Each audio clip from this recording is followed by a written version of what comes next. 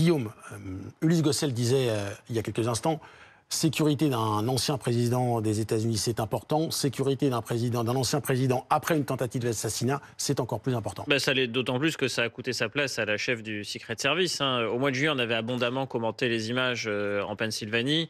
On s'étonnait, vu de France, d'une forme de légèreté ou en tout cas d'un professionnalisme qui interrogeait de la part du Secret Service, qui n'avait pas bien sécurisé les lieux, qui n'avait pas détecté le tireur et qui avait été lent dans la réaction, notamment de neutralisation de ce tireur et d'évacuation de Donald Trump.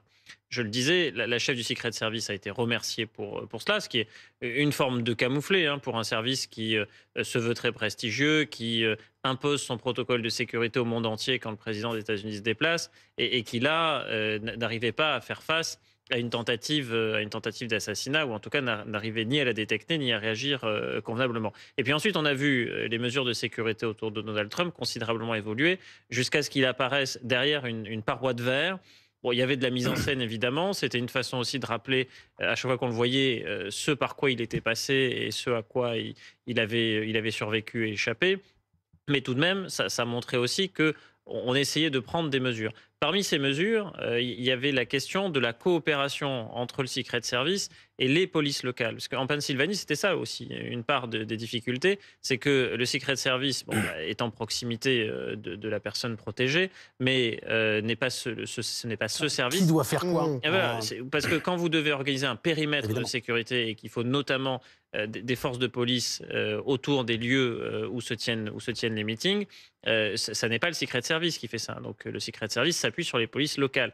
Mais les États-Unis étant par définition un État fédéral, il y a une organisation décentralisée, voire même totalement déconcentrée de la police. Et la qualité des policiers qui sont engagés, la qualité de la coopération, la capacité à suivre un certain nombre d'informations n'est pas toujours au rendez-vous. Et donc, là, ce qu'il faudra observer, les premières informations nous orientent plutôt vers le fait que ce soit une fusillade étrangère à la présence de Donald devant Trump. le club de golf. Mais c'est encore une fois ce sujet de la qualité de la coopération et de la bonne coordination entre différents services, parce que le Secret Service, ça n'est qu'une partie du dispositif. Celui qui est en proximité immédiate du président, de l'ex-président, en tout cas de l'autorité protégée, et donc c'est aussi le plus exposé. Mais ça n'est pas sur ce service que repose l'intégralité d'un dispositif, loin s'en faut. Par rapport à la nouvelle doxa de sécurité autour de l'ancien président américain, est-ce que ça vous surprend? Est-ce que ça veut dire qu'il n'y a pas de fouilles? Ou est-ce que ça veut dire qu'on est dans une ultra-protection, mais dans un périmètre ultra précis?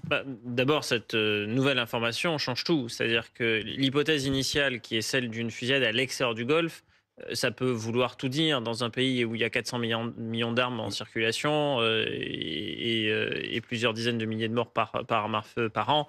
Vous pouvez raisonnablement penser que c'est étranger, extérieur. Maintenant, si l'information se confirme que le tir est bien à l'intérieur du Golfe, ça change tout dans le sens où on peut raisonnablement émettre l'hypothèse que Donald Trump est visé. Et donc, si Donald Trump est visé, ça veut dire qu'il reste... évidemment une cible après ce qui s'est passé en Pennsylvanie, mais ça, personne n'en doute. Images de Palm Beach en direct, pardon Guillaume, je me permets de vous interrompre, ce sont les images à Palm Beach. Palm Beach est en Floride.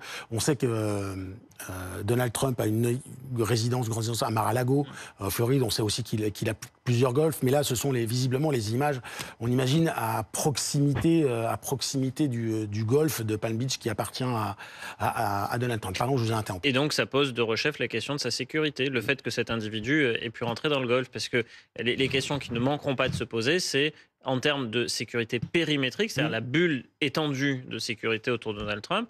Comment se fait-il que quand Donald Trump se trouve sur un lieu, quelqu'un puisse y pénétrer armé, et au point que ça déclenche des échanges de tirs? Et donc sur toutes les questions de filtrage, de contrôle, de sécurité des environs, et donc en fait de sécurité du périmètre, ça peut vouloir dire aussi qu'un certain nombre de sujets n'ont toujours pas été traités après ce qui s'est passé en Pennsylvanie. Donc si, une fois encore, se pose la question de l'efficacité du Secret Service et de tous ceux qui collaborent avec lui, ça peut être pénible, indépendamment du fait que Donald Trump sait très bien mettre en scène et exploiter toutes les tentatives d'assassinat qui le visent. Mais il y a une chose qui consiste à instrumentaliser politiquement ou exploiter politiquement ou essayer de tirer un avantage politique d'une situation, et de l'autre, le fait d'être réellement en danger, Évidemment. parce que les gens qui vous entourent ne sont pas à la Ça, hauteur des c'est l'histoire exigences politique. que vous êtes en droit d'attendre. Et donc là, encore une fois, il faut rester extrêmement prudent.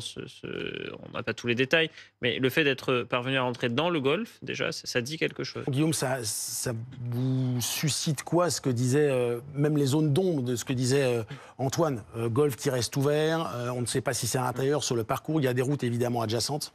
Oui, bah, d'abord, effectivement, les golfs restent des lieux qui sont des lieux vulnérables, mais quand Donald Trump s'y trouve, les mesures de sécurité qui l'entourent autour de sa personne sont censées avoir été renforcées depuis les incidents au mois de juillet en Pennsylvanie. Maintenant, ce qui m'interpelle aussi, c'est la nature de l'arme. J'entends que c'est encore assez Potentiellement débattu. un AK-47, ça Voilà. paraît Alors, surréaliste. si c'est une arme longue, ça éloigne automatiquement l'hypothèse de tout le monde se déplace armé en Floride, ou en tout cas un nombre élevé de personnes, et on peut venir armé au golf et faire son golf limite avec son colt à la ceinture.